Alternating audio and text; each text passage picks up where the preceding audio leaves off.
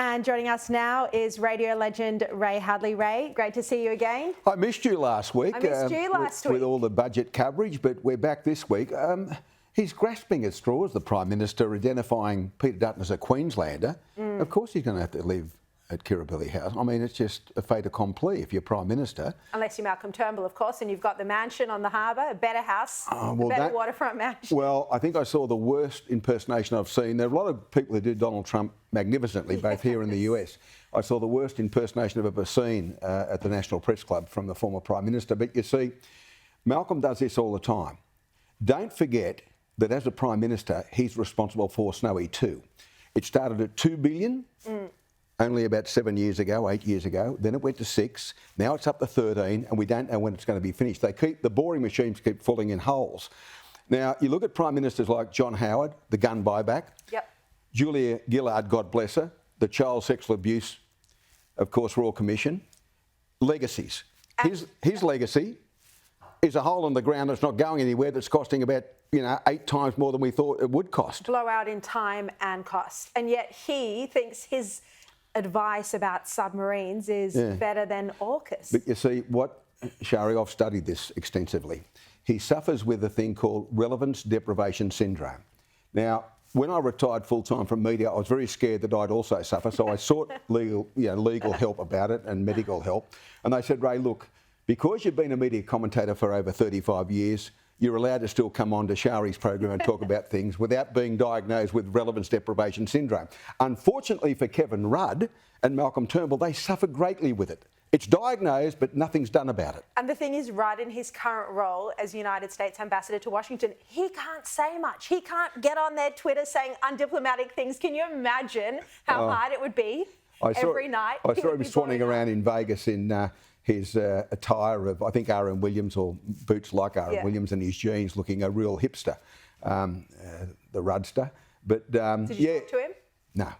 No. I had a conversation with him a long time ago about pink bats, and that's the last time I spoke to him. About 4 young men lost their lives by Peter Garrett's insanity. And then, to his credit, Rudd stopped it. But Rudd must be really wanting to tweet or X or whatever you do these days about, how funny is Turnbull's impersonation. But it's a bit delicate given he's the ambassador that's got to deal with Trump. And look, whether you love Donald Trump or you don't like Donald Trump or you think he's crazy, he is the president of the free nation, the largest nation in the world, the free nation. He's been elected. And we've got to deal with him. We've got to try and argue about tariffs. We've got to try and argue about getting more support for defence, submarines, as you've mentioned. And so you can't just put a red rag in front of him, and say, here, get this up here for the rent. Call him a village idiot, or say he's a traitor to the West, those sort of insults that we've seen. Now, I want to ask you about coming back to the local election campaign. This story that your colleague Ben Fordham broke this morning about the Teal candidate Nicole Buell.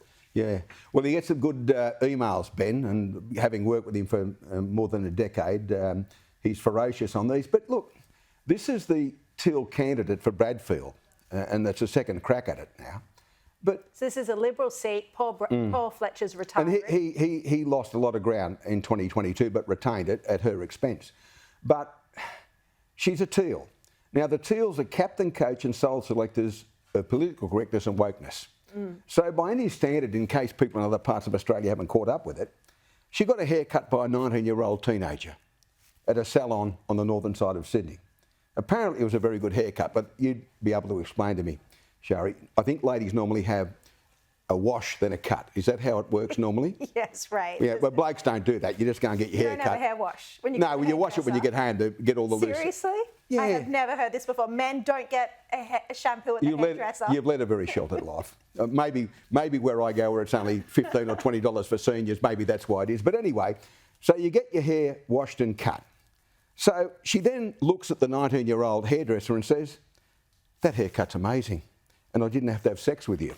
Now, that wasn't acceptable to a teenager. Of course not. In 1960, let alone in 2025. And here is a woman who's part of a team, hypocrisy be thy name, political correctness, wokeness, who thought it was a joke and funny. She's now apologised. She's been barred by the salon. They don't want that sort of person coming to the salon. But, I mean, you throw that in with the Teals, Mike Cannon-Brooks, I spoke about him. I'm doing a piece for the dailytelegraph.com.au and their app. And I spoke about it yesterday. The Teals are all about climate. That's basically Climate 2000 climate. They're all about climate. Integrity. Yes. And look, I'm not dirty on billionaires buying jets. That's what billionaires do. But here he is, on one hand saying, we've got to do this, we've got to do that, we've got to do this, we've got to do that, we've got to really rein in everything. He buys a jet to take his kids to the Formula One, where he sponsors the Williams team, apparently, and thinks that's going to pass muster. I mean, and then tips, I think, in 2022, the second largest benefactor of the Teals. I mean, if you're a fair dinkum Teal, you should say, look, Mike, it's really generous of you, but we can't take that money off you while you're flying around the world in your private jet. It just doesn't make any sense. No, exactly, because I think they've criticised in the past the Liberal Party for taking money linked to, coal companies and the like. So that is hypocrisy. I'd be interested to see, though, if Mike Cannon-Brooks is donating to the Teals this time around. It's something I'm going to... Maybe he'll just take them to various things in a jet, so they don't have to get on Qantas, Virgin or Jetstar.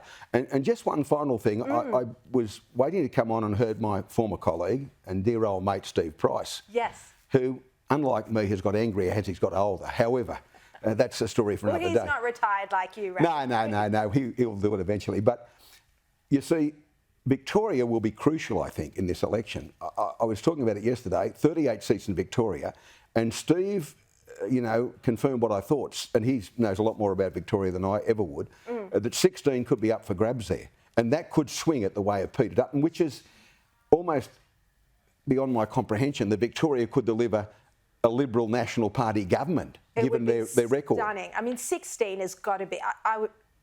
they might pick up 8 shortly in Victoria, but 16 would be unheard of. Well, you need a 5% swing. That's what Peter Dutton needs. And I said yesterday in the telly that need a combination of Harry Houdini and David Copperfield to pull some magic out in the magic round, because that's what happened in the NRL on that May weekend.